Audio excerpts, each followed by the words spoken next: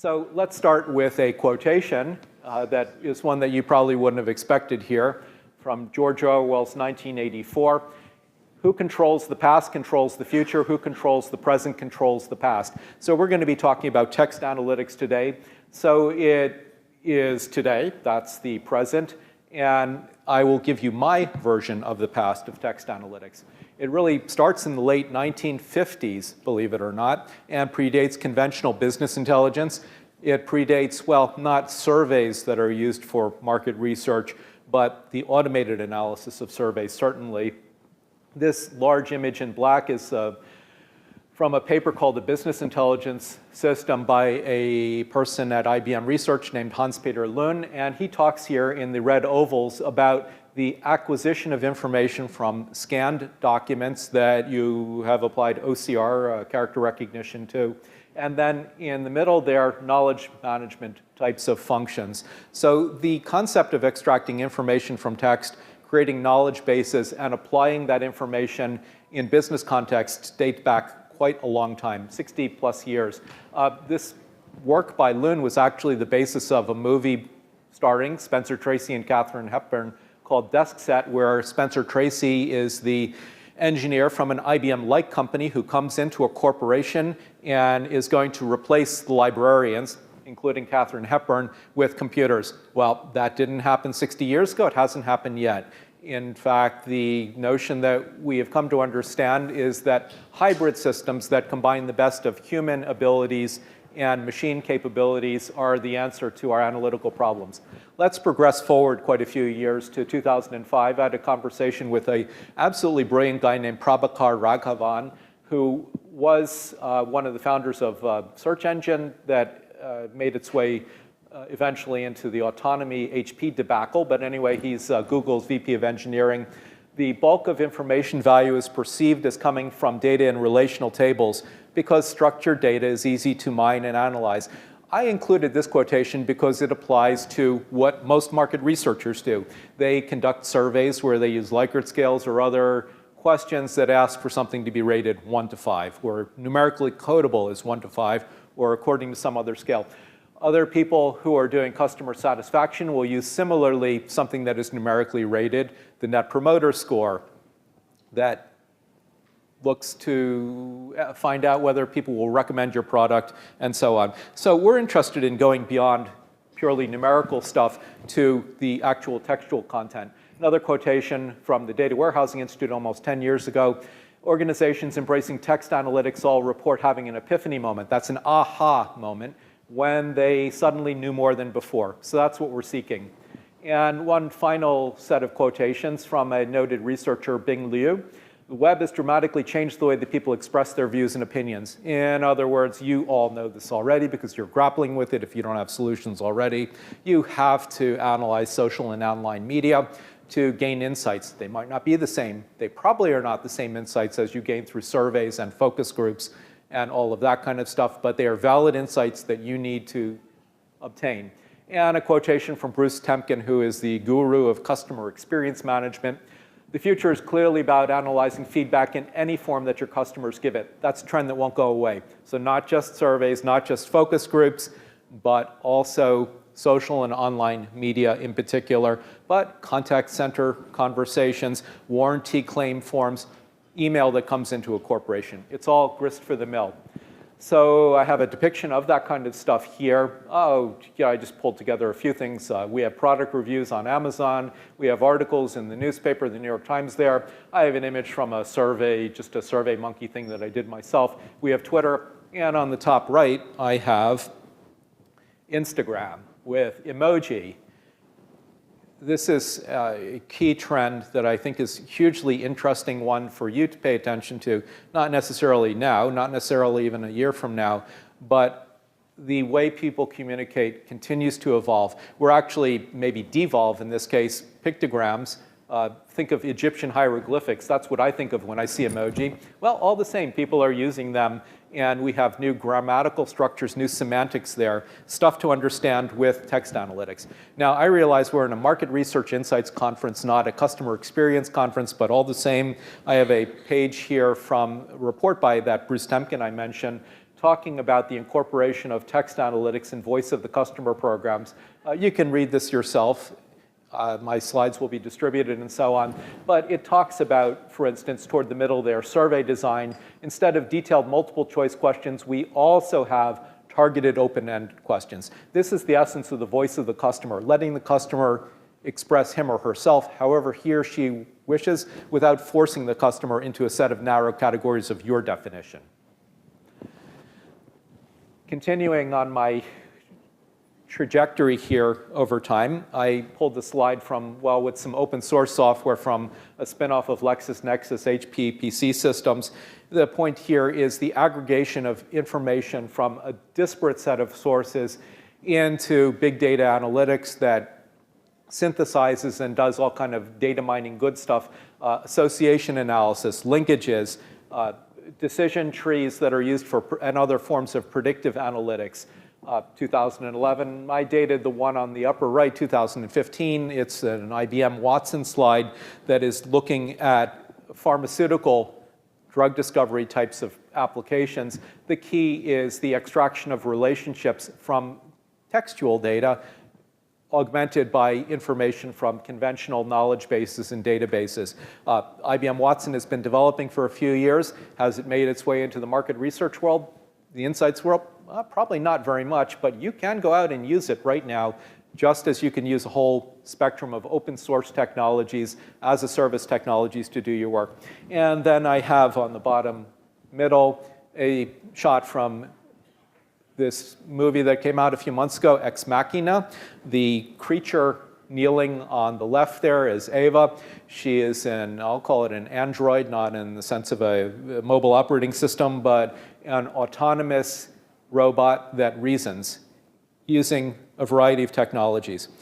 This is yet another very old slide. This is work from the late 40s and 50s, Bloom's taxonomy of educational objectives. I've chosen to put it here because if you can read the items labeled 1, 2, and 3, we have 3 branches in this taxonomy. We have affective, cognitive, and psychomotor learning in this case, but it works very well to describe Ava and to describe where we're going with text analytics and, for that matter, with market research, I claim. Affective computing is about feelings, opinions, attitudes, emotions. Those are expressed in a variety of ways in text, but also in speech. If I start speaking very rapidly and yelling, then that's an indication of that I'm upset, that I'm angry. Well, that's relevant in a call center context, for instance. So we have affective computing. We have cognitive computing, which is what IBM Watson and certain other providers do. Cognitive computing involves analyzing a whole disparate set of information sources. Yeah, if you attended some of the talks, other talks here, you've heard about omni-channel marketing, or I don't really like omni-channel because it doesn't capture the sense that some channels are more important than others. Call it multi-channel if you prefer. Cognitive computing pulls from all of the applicable channels or information sources and synthesizes and makes inference from it.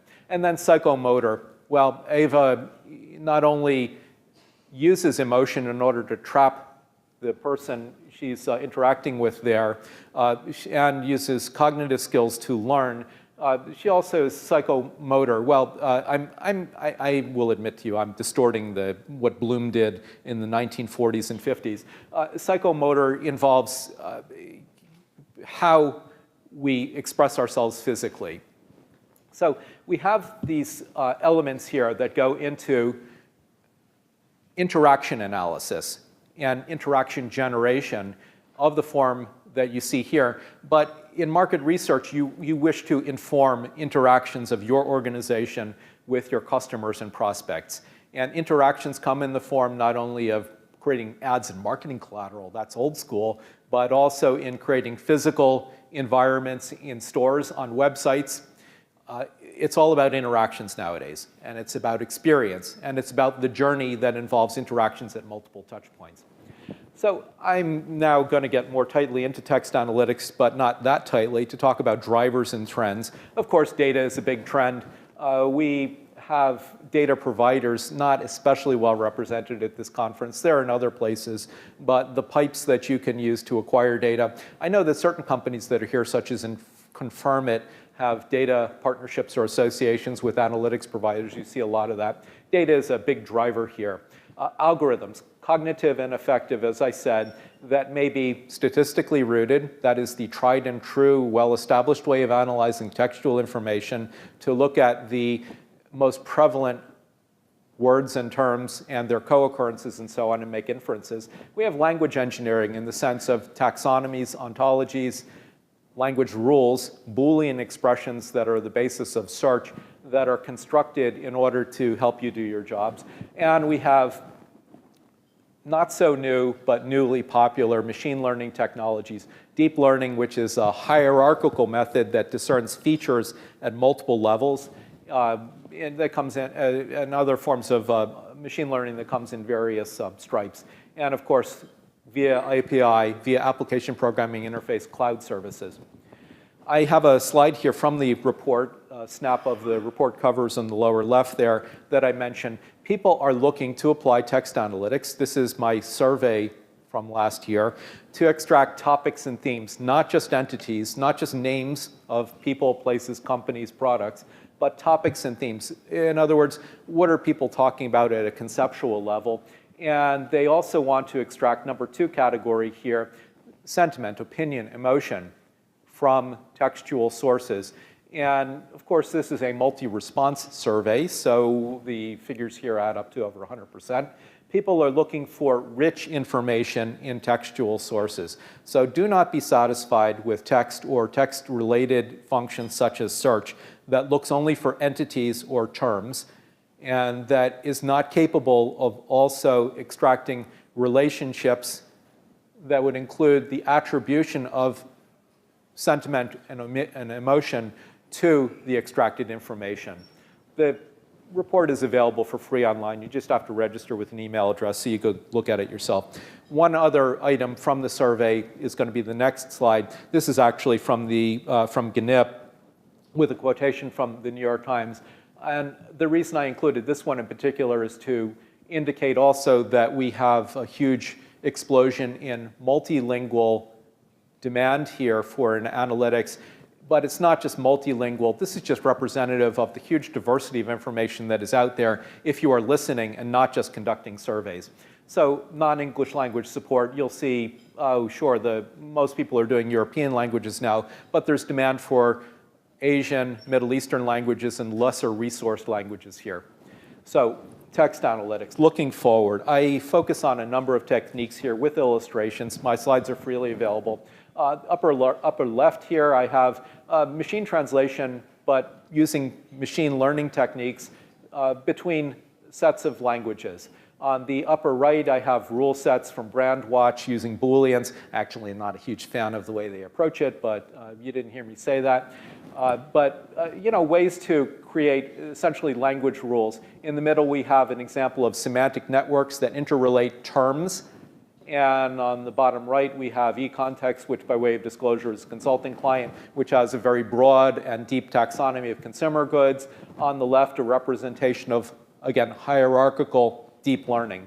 So these are techniques that are emerging in text analytics. I want to be forward-looking here to talk, so just to familiarize you with a few techniques. Word2Vec came out of Google. It relies on the depiction of text as vectors in a multi-dimensional vector space. Someone asked me about multi-dimensional scaling. It's a similar type of concept here. But the idea is that king, if you change from man to woman, becomes queen. It's by adding up vectors. If you've ever studied vector algebra, it'll be familiar to you. Another emerging element that I find hugely fascinating as an extension of text analytics is emoji. The idea that there is a grammar that indicates semantics in the use of emoji. And that is visual and not just, I'll call it not just syntactic, the color of emoji, the variations within a particular set of emoji convey meaning, as you would expect. We have, of course, new availability of data. This is maybe closer to your needs as market researchers and insights professionals.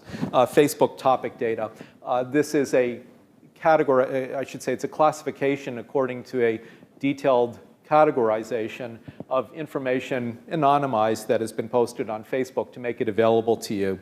So these are just fascinating developments, the availability of data, the application of new methods that are good at understanding the hierarchical nature of language that maybe you should be aware of. New methods that you should look for in the tools that you are using to ensure that your vendors are really staying up with, they don't have to jump on every single trend, but staying up with the emerging new capabilities that are coming out of different technology sources. And finally, I'm going to make a plug. You got a card on this in the packet, which Lenny graciously told me I could include. A conference that I produced that's happening in New York next month. If you're interested in a deeper dive into these technologies, it would be great to have you there. And that's it for me. Now, I have a couple of minutes for questions that I'd be happy to entertain, and then I'll move us on to our next speaker. So are there any questions about the presentation or maybe elements of text analytics that I didn't talk about here, noting that I didn't do the conventional, this is text analytics type of talk? Anyone? Thanks, Seth. That was very interesting. That makes me a nerd, I think. If you fast forward 10 years, where do you think things will be in 10 years' time?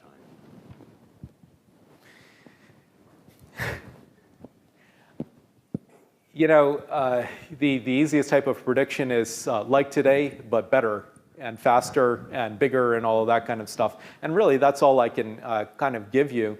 But, you know, I try to stay on top of emerging themes. Wearables is really cool, of course. Now, I'm not wearing any wearables. I don't have an Apple Watch. I don't use a Fitbit or any of that kind of stuff. I'm a Luddite myself personally, while I look at these technologies and recommend them. But of course, we will see more integration of devices in our everyday lives. They're already there tracking our movements, tracking our bodily states and all of that kind of stuff, tracking our interactions. We'll just see the greater and greater inclusion of information that is gathered from wearables, but also from remote monitoring systems. We see that already with in-store systems that sense your gender and or you know, maybe your age and tailor offers within stores to you.